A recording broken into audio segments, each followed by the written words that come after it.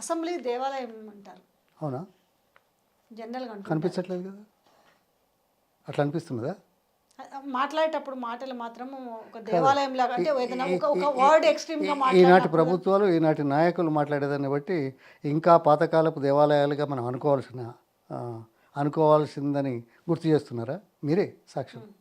అది అంటే ఇప్పుడు జరుగుతున్నది అంటే 7 లక్షల అప్పైందన్న విషయము మనం అసెంబ్లీ ఎలక్షన్లకు ముందు వీళ్ళు ప్రతి సభలో ప్రజలకు చెప్పే ప్రయత్నం చెప్పారు. నమ్మిరా నమ్మలేదో మీ మీద ఇంత తప్పు పడ్డది అనేసి 7 లక్షలు అన్నట్టు అర్రాస్ బాట పడినట్టు పదం బాగుంది, సంఖ్య బాగుందని చెప్పారు.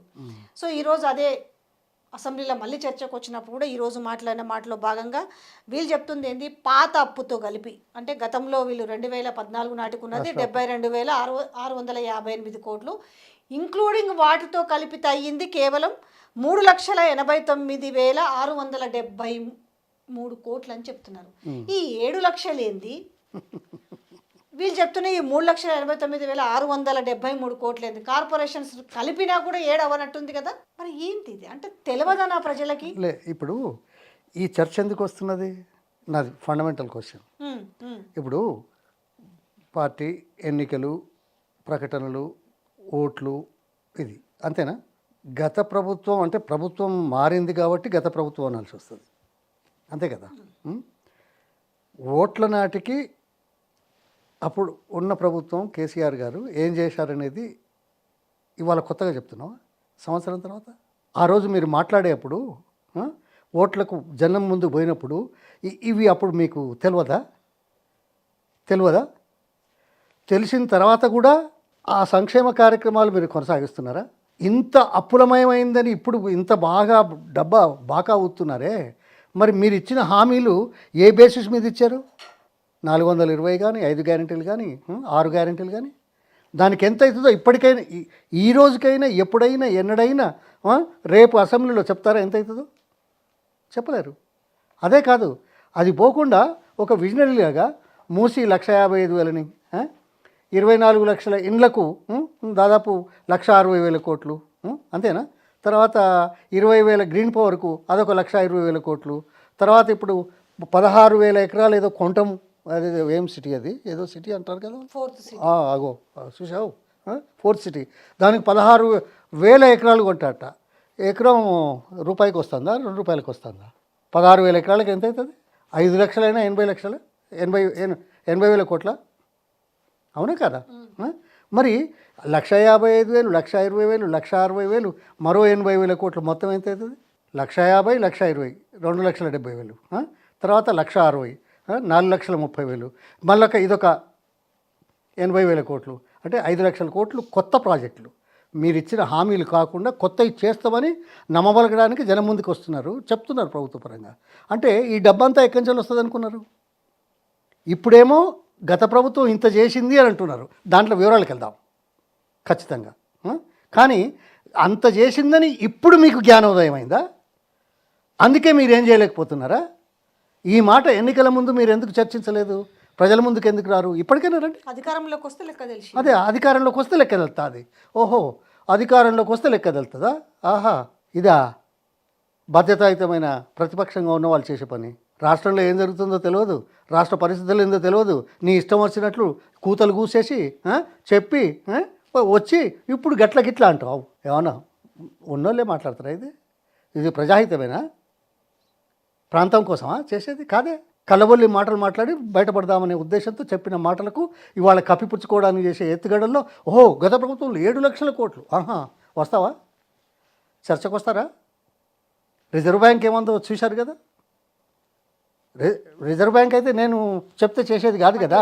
మేము చేస్తున్నది మీకు సంక్షేమ పథకాలు ఇవ్వలేకపోవడానికి కారణం, అంటే వెనకబడడానికి కారణము మేము వడ్డీలు ఇంత కడుతున్నాం అనేసి, వడ్డీల విషయంలో కూడా మరి అబద్ధమే చెప్తుంది కదా. ఆర్బీఐ చెప్తున్న ఒక లెక్క ఉంది, వీళ్ళు చెప్తున్నారు. నేను అనేది ఏమన్నా ఇంగిత జ్ఞానం ఉంటే నువ్వు జనానికి ఏదైతే చేస్తానని ఎన్నికల ముందు వచ్చావో అప్పుడు ఇవన్నీ తెలివయా?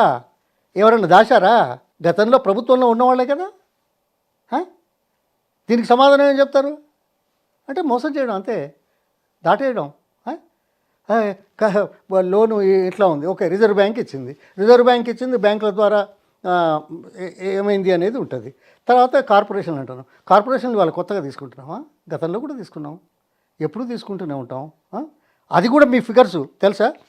3,89,000 కోట్లు దానికని, తర్వాత ఇంకేదో 95,000 కోట్లు ఏదో కార్పొరేషన్స్ అని, 59 కోట్లు వేల కోట్లు ఇది 40,000 కోట్లు ఒకటి అని, మొత్తం కలిపితే కూడా మీ 7,11,000 లెక్క వస్తలేదే. అయినా ఇది తీసుకోకూడదు కదా. ఎట్లా క్యాలిక్యులేట్ లేదు చేసి 7 లక్షలు? ఏమో వాళ్ళనే అడగాలి మరి, అదే అడుగుతాను కదా నేను. మీ ముఖాలకు, మీ తెలివితేటలకు, మీ అనుభవానికి ప్రజల ముందుకు వచ్చి ఏ ఏ ఏ సందర్భంగా చెప్తారు చెప్పండి? రిజర్వ్ బ్యాంకులు తప్పంటావా? ఇవన్నీ చేసినా తెలంగాణ రాష్ట్రం గత 10 సంవత్సరాల్లో దేశంలో 6వ స్థానంలో ఆర్థిక మంచి బాగా ఉందని ఇచ్చిన మా ప్రభుత్వం ఇచ్చిన లెక్కలు తప్ప. డెట్ టు ఈక్విటీ రేషియో మనది 28% ఉంది. కేంద్ర ప్రభుత్వం 78% ఉంది. మిగతా రాష్ట్రాలన్నీ దాదాపు 29 రాష్ట్రాలు మనకింత ఉన్నాయి.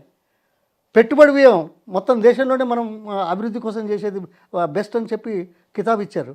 Is a fact of. అసలు ఆర్థిక స్థితిగతుల మీద ఈ మంత్రివర్గంలో ఉన్న పెద్ద మనిషికి కానీ మిగతా మంత్రులకు కానీ ఏమన్నా అవగాహన ఉందా? సరే ఓకే, ముఖ్యమంత్రి రేవంత్ రెడ్డి అంటే ఏది పడితే అది మాట్లాడతాడు అనేది ఒక మాట ఉంది. అవును. సరే, కొంత ఆర్థిక మంత్రి ఎవరు? డిప్యూటీ సీఎం బట్టి విక్రమార్క. అంటే తను మాట్లాడడం ఏంటి ఇక్కడ? అంటే అంటే రాష్ట్ర పరిస్థితుల మీద, రాష్ట్ర బడ్జెట్ల మీద, తీసుకున్న అప్పుల మీద అవగాహన లేకుండా మాట్లాడిన అదే అంటున్నా. ఇప్పుడు ఆయన ఆర్థిక మంత్రి. ఓ ఐసీ. అయితే ఆర్థిక మంత్రి కూడా తెలియదు అన్నట్టు ఈ ఫిగర్లు. ఆయన నిన్న అవునా? మంత్రి. అవునా? ఆర్థిక మంత్రి? నాకు తెలిసి అయితే ఆర్థిక మంత్రి. ఓహో, మరి ఆర్థిక మంత్రికి కూడా తెలియకుండా ఉన్నది. ఆర్థిక మంత్రి చెప్పిన దానికి ముఖ్యమంత్రి చెప్పిన దానికి తేడా ఉంటుంది. నిన్న మాట్లాడారు కదా, ఏమని? రైతులకు 54,000 కోట్ల అది దానికి వస్తాను. అది రెండవది. ఇప్పుడు అప్పుల మీదనే ఆర్థిక మంత్రికే అవగాహన లేదని తేలిపోయిందా? ఏమిచ్చారు? ఇగో ఈ ఫిగర్స్ అని ఇచ్చారు. కార్పొరేషన్ అవన్నీ కలిపినా 7,11,000 అయితే లేదే. అసలు కార్పొరేషన్లు తర్వాత వీటికి ఇచ్చే డబ్బుతోటి రాష్ట్ర ప్రభుత్వం ఏదో గ్యారంటీలు ఇస్తుంది. వాళ్ళ వ్యాపారం చేస్తున్నారు, వాళ్ళు చేస్తారు. ఇది మామూలే, అన్ని రాష్ట్రాల్లో ఉంది. ఇవాళ ఈ కొత్త రాష్ట్రం ఈ రాష్ట్రంలోనే ఉందా? అయినా కానీ 7,11,000 లేదే. మీ లెక్కలు తప్పే కదా. ఇగో ఊరికే కళ్ళబొల్లి మాటలు చెప్పేందుకు రాలే నేను. మొత్తం డేటాతో సహా. ఇగో చూడండి, ఇగో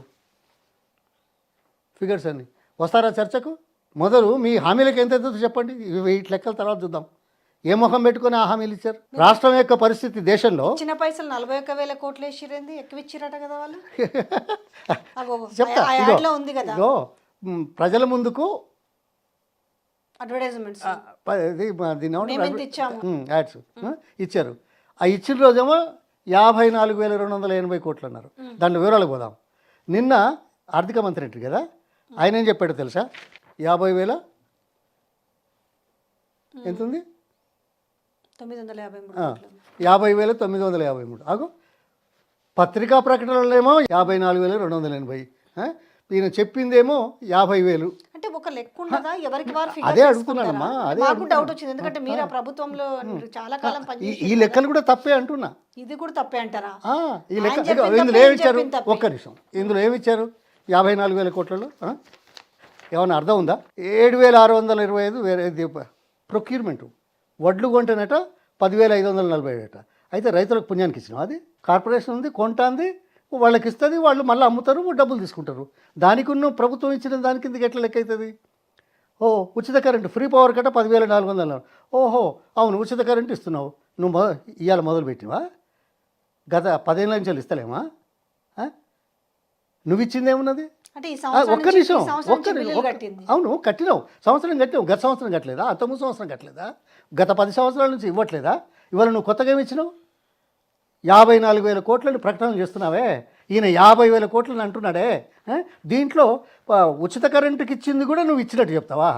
గతంలో ఇవ్వకుండా నువ్వు ఏదైనా ఇచ్చేది ఉంటే చెప్పాలా? అదేవిధంగా ఇరిగేషన్ ప్రాజెక్టుల కంటే ఏదో 10,000 ఖర్చు పెట్టిండట. అంతకుముందు 25,000 కోట్లు ఖర్చు పెట్టలే సంవత్సరానికి. ఆ లెక్క ఎట్లా వస్తుంది? ఏమైనా ఇంకిత జ్ఞానం ఉందా? ఇన్సూరెన్స్ గతంలో చేయలేదా? సబ్సిడీ ఫెర్టిలైజర్స్కి ఇవ్వలేదా? ప్రొక్యూర్మెంట్ మార్కెట్కి ఏదో చేస్తే అది కూడా పెట్టింది ఇలా చిన్నగా. క్రాప్ లాస్ కోత ఇచ్చిండ్రు, అది కూడా పెట్టిండ్రు. అంతకుముందు ఇవ్వలేదా? హార్టికల్చర్ పామ్ ఆయిల్ గతంలో ఇవ్వలేదా? నువ్వు ఇచ్చింది ఏంది? రైతు రుణమాఫీ కొత్తగా ఓకే ఎంత 17,000 కోట్లు మొదలు ఇచ్చారు. ఈ మధ్య ఏదో కొద్దిగా పెంచినట్టున్నారు 17,000 కోట్లు. అంటే 17,000 కోట్లు ఇస్తే రుణమాఫీ అందరికీ రాలేదు కదా. రుణమాఫీ అందరికి కాకపోతే ఏమైంది, బ్యాంకులు ఈ ఖరీఫ్లో 50% మందికి రైతులకు కూడా అప్పులు ఇవ్వలేదు. అంటే ఏమన్నట్టు వాళ్ళకు పెట్టుబడి లేకుంటేది అంతే కదా. ఈ 50% మందికి అప్పులు ఇవ్వకపోతే పెట్టుబడి పోయింది. 50% ఇచ్చిన వాళ్ళకు బ్యాంకులకే పాయే, వాళ్ళ చేతిలో ఉన్నది. అందుకే ప్రతి పంటకు 7,500 కోట్ల చొప్పున రైతు బంధు పథకం ఇచ్చింది కేసీఆర్ గారు కదా. అది సమయానికి అక్కడికి వచ్చి అయింది కదా. ఇప్పుడు మీరు ఓకే 15,000 కోట్లు అంటున్నారు, 17,000 కోట్లు. మరి రైతు బంధు ఇచ్చుంటే 15,000 కోట్ల పైసలకి అయిపోయేది కదా. అది ఇవ్వకుండా ఇది 17,000 ఇచ్చినామని దీంతో పాటు బ్యాంకు రుణాలు రాకుండా చేసిన దౌర్భాగ్య స్థితిలో ఉండి ఏ ముఖం పెట్టుకుని ప్రజలను ఈ మాటలు చెప్తారయ్యా మీరు. ఛాలెంజ్ చేస్తున్నాం. ఇదా పరిపాలన? ఎత్తుగడలా? ఆర్థిక శాఖ మంత్రిత్వ శాఖకే ఏమి ఇచ్చినామో తెలియదు. దీంట్లో తీరు, దీంట్లో తీరు, లెక్కలు తీస్తే ఇంకో తీరు, ఇవన్నీ చూపెడితే ఓ తీరు. మాట్లాడతారా, వస్తారా? నమ్మబలికి అంతే, కాలం గడిపేది, మోసం చేసేది. అరే అంతా మంచిగా చేస్తున్నామని ఏడాది పాలన చెప్తుండే, విజయోత్సవాలు చేసుకుంటారు, ప్రజాపాలన విజయోత్సవాలు, రైతు పండగ, అసలు రైతులు ఆనందంగా ఇందిరమ్మ రాజ్యము, ఇందిరమ్మ ఇండ్లు. ఒక సామెత ఉంది, దొంగ ఏమంటాడు, నేను దొంగ అని చెప్తాడా? కానంటాడు. దొంగ దొంగ దొంగ అని అరిస్తే అయ్యో వాళ్ళు దొంగలు పడ్డారని మనం చూడాలి. అవునా కాదా? అసలు దొంగ వాడు అనేటోడు. ఇప్పుడు ఆ మాట అనాలి వీళ్ళని? అనమంటారా?